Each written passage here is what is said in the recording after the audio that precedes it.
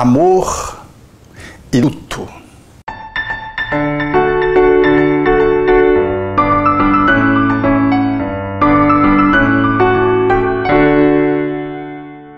A vida, na sua movimentação grandiosa, traz experiências tão flutuantes, tão variadas.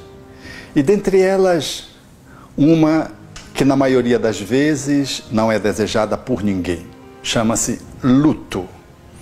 Luto é essa experiência de sofrimento, de lamentação, de queixa, que o ser humano experimenta quando tem alguma perda significativa.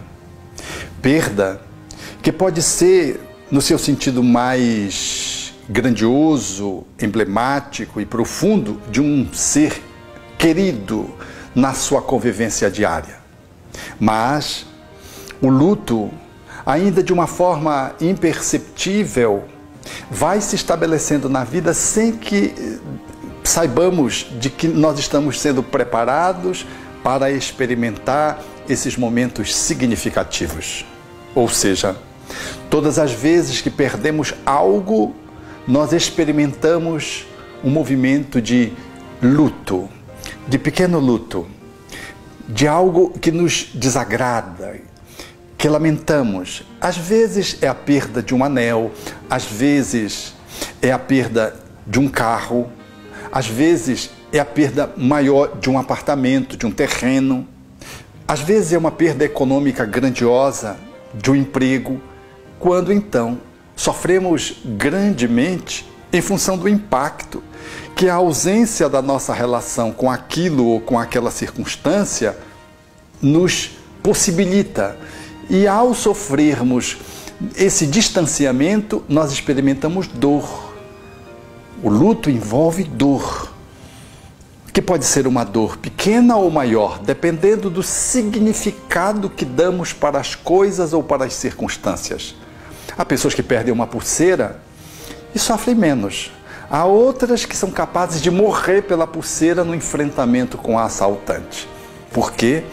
Não consegue admitir a hipótese de perder aquela pulseira que atribui um valor, por exemplo, estimativo. Mesmo sendo estimativo, é uma relação que nos implica em dor, em sofrimento, porque ninguém consegue assegurar de forma perene de que as coisas ou as circunstâncias vão permanecer estáveis na relação conosco, ou seja, de que vamos ficar duradouramente mantendo status material, que vamos manter uma relação profissional definitiva. É impossível considerarmos que isso vai se dar sem tempo de término. Até porque, por exemplo, quando chega a aposentadoria, experimenta-se um luto. Sair da atividade profissional é também uma experiência de dor para muitas pessoas. Não só pela quebra econômica, mas pela interrupção de uma atividade contínua que às vezes estava dando um bom sentido para a vida do trabalhador. O luto, portanto, ele vai se instalando e vai nos preparando através dessas ocorrências menores, desde que somos crianças, quando perdemos animais, quando um brinquedo se quebra. São formas indiretas com que a criança vai se habilitando pelo sofrimento da perda, portanto, de um pequeno luto. Ela vai se preparando para a perda, por exemplo, de um avô, que é um sofrimento, às vezes, demasiado para um neto pequeno ou adolescente. De tal modo que nós desaguamos nas perdas, entre aspas, das pessoas, ou seja, perdemos a convivência com as pessoas. E essas aí, na maioria das vezes, se constituem os maiores desafios para serem superados. Perda de um pai, de uma mãe, de um filho, de um esposo, de uma esposa, de um avô, de um neto, são questões muito difíceis. De todos esses, nós vamos entender que, genericamente, a dor de um filho parece, estatisticamente, é a dor mais difícil de ser superada. Mas isso genericamente, porque depende muito a relação de dor que o luto vai nos convidar a ser feito, da forma como nós significamos a perda. Assim sendo, é bom entender que o luto ele nos embute um tempo de transição, um tempo de mudança, um tempo de elaboração de uma nova forma de lidar com algo que nos falta ou de alguém que se ausenta, que nos abandona ou que desencarna. Esse movimento, portanto, ele nos implica numa relação que deve ser uma relação de profunda percepção, foco, para que ela possa efetivamente ser vencida. Por quê? Porque se eu assumo duas posturas que são absolutamente indesejáveis no luto, eu não consigo fazer o movimento de ultrapassagem da dor e experimento o sofrimento.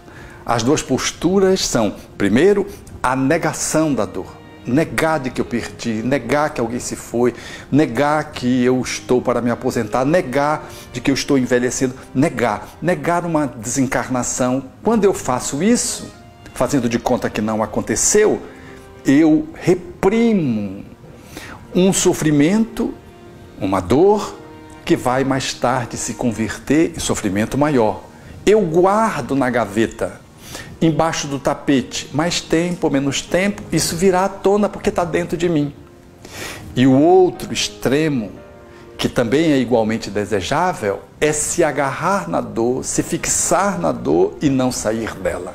Como alguém que vai fazendo um trânsito pela neblina e em função da neblina para o automóvel e fica ali paralisado na sua caminhada. Fixar-se no sofrimento é tão doloroso quanto negar o sofrimento. As duas experiências não nos favorecem que possamos fazer um trânsito, vivenciando a faixa do luto, faixa de transformação, de mudança, para uma outra faixa maior, melhor, de maior crescimento. Então, como é que se faz isso? Vejamos no próximo bloco.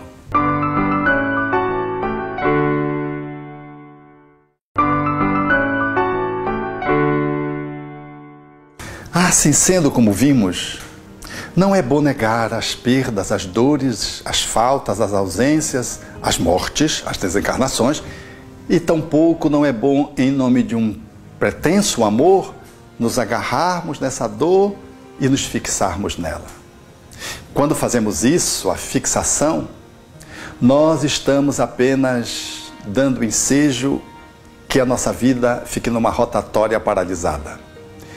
Uma mãe que não consegue superar a perda do filho porque cultua aquela perda de uma forma nociva, ela mergulha no luto, sai da tristeza, mergulha na depressão e às vezes, mesmo com apoio médico, ela alonga vários anos e às vezes uma vida inteira deixando de viver, esquecendo a vida, os outros filhos, para apenas ficar fixada numa dor que se transforma em sofrimento absolutamente indesejável e não necessário.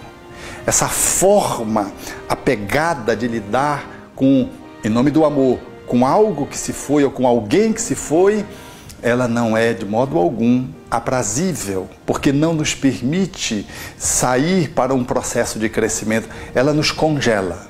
Do mesmo jeito que negar é apenas adiar o sofrimento para um outro tempo que às vezes pode vir de uma forma muito volumosa, associado a uma outra dor, a uma outra perda, que se soma e aí a gente não sabe por quê.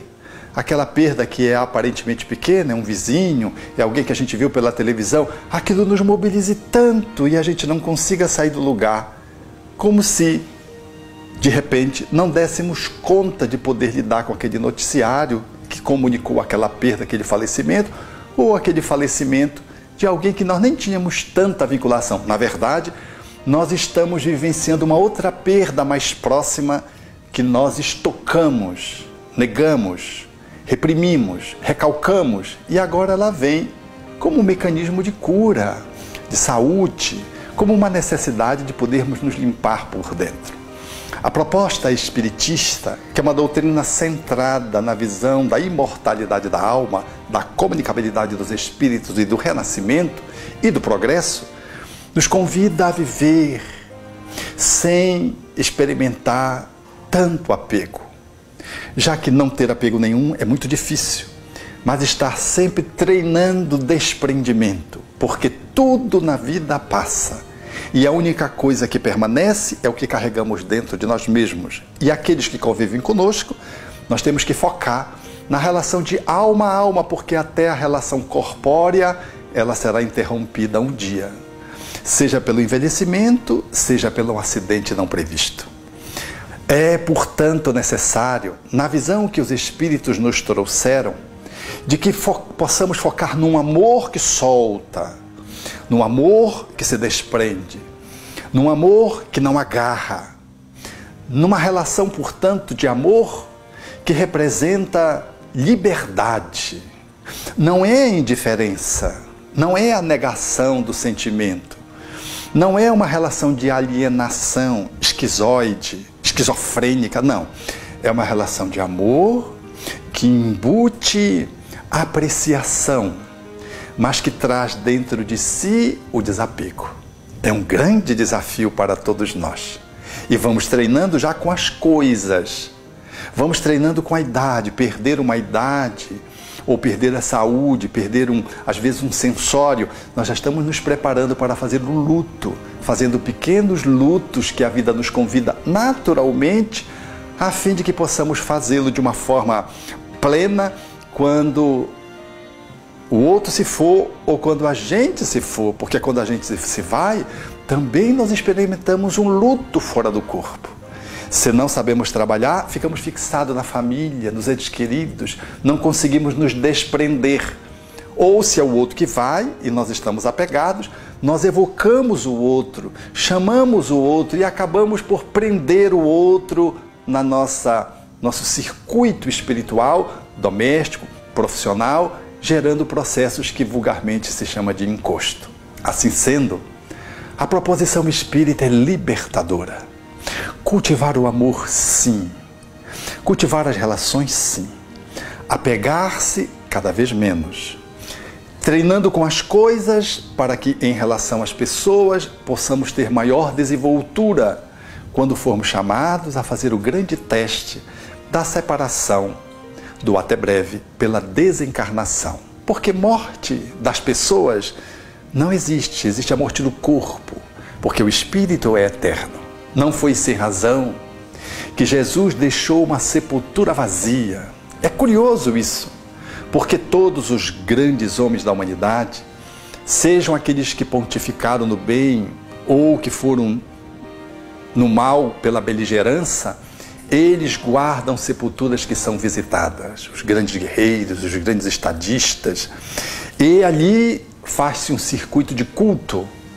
Em Jesus, ele não deixou nada para que ninguém se apegasse, mas surgiu a tal ponto, demonstrando que a morte não existe, para aliviar o luto das pessoas, ao encontro delas indo e deixando-se até tocar nas feridas, para que cada um do seu jeito pudesse minimizar o seu sofrimento, a sua dor, e pudesse concretizar o luto, assinalando de que a vida depois da morte surge mais reverdecente, de que depois de uma perda pode surgir um grande ganho, de que depois de uma desencarnação a borboleta voa para além da crisálida, bem alto, de que, portanto, nós estamos de passagem e de que, se nos apegamos, vamos experimentar aquilo que Jesus, porque a traça consome, a ferrugem dá, os ladrões roubam, são as coisas materiais.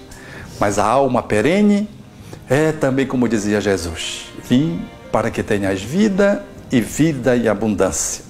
Dando-se, ressurgiu, mostrando que somos todos imortais e de que o amor não tem adeus. Tenham até breve.